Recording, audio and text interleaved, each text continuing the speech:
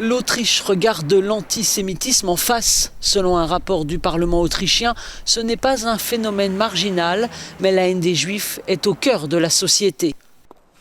Pour Victoria, c'est une réalité qui l'a rattrapée dès l'enfance.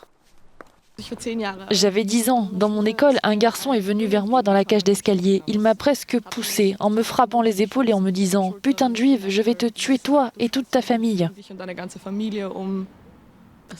C'est juste ma religion, je suis née avec.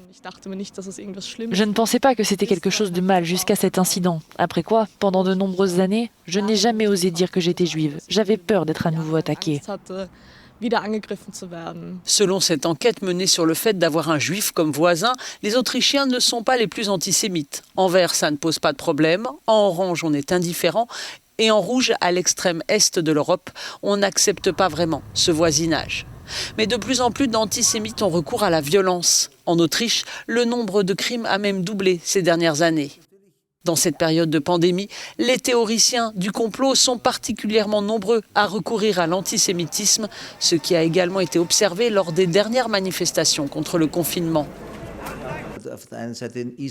Israël est décrit comme un État qui prend ses citoyens en otage et les livre aux entreprises. Un élan typique, regrette le président du Parlement.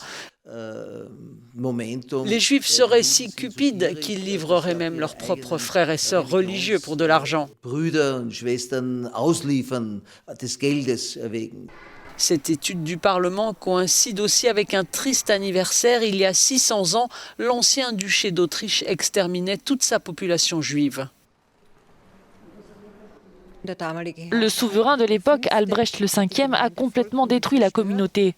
Il a fait dériver des juifs sur des bateaux sur le Danube, des bateaux sans pagaie, et a fait brûler les 200 juifs les plus riches sur le lieu d'exécution de l'époque. Cela a complètement détruit cette communauté. La synagogue qui se trouvait ici sur cette place a également été détruite.